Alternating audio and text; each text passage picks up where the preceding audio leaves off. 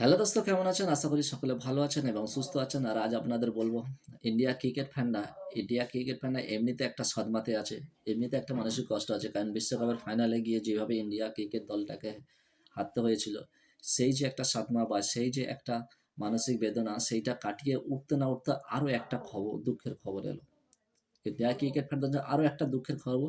আর সেই দুঃখের খবরটা কি? সেই দুঃখের খবরটা বললো কি বলার পুরো বলবো।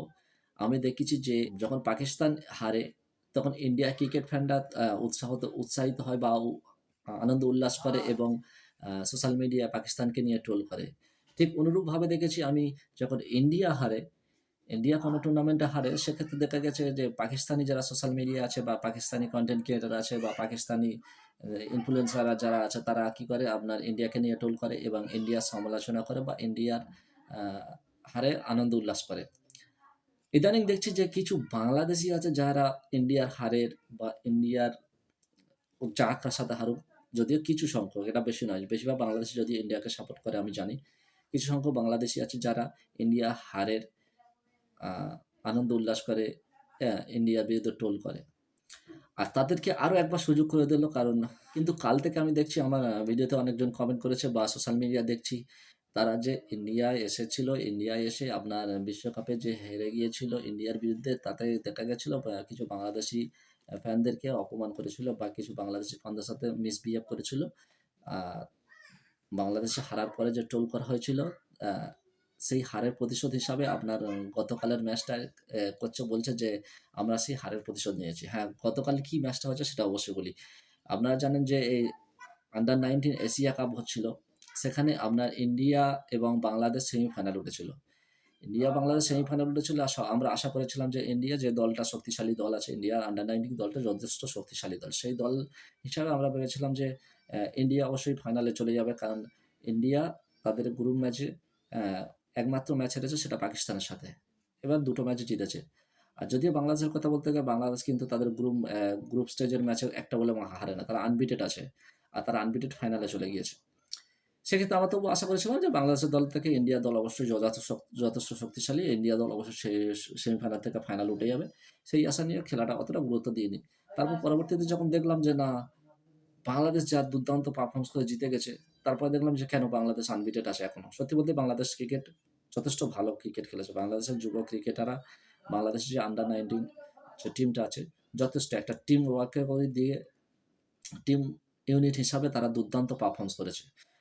আর তার ফলস্বরূপ অবশ্যই তারা ফাইনালে চলে গেছে। Well done Bangladesh, congratulation Bangladesh ফাইনালে যাওয়ার জন্য। আশা করবো আপনারা ফাইনালে অবশ্যই জয়লাভ করবেন এবং বাংলাদেশকে এশিয়া কাপের ট্রফিটা উপহার হিসাবে দিয়ে দেবেন।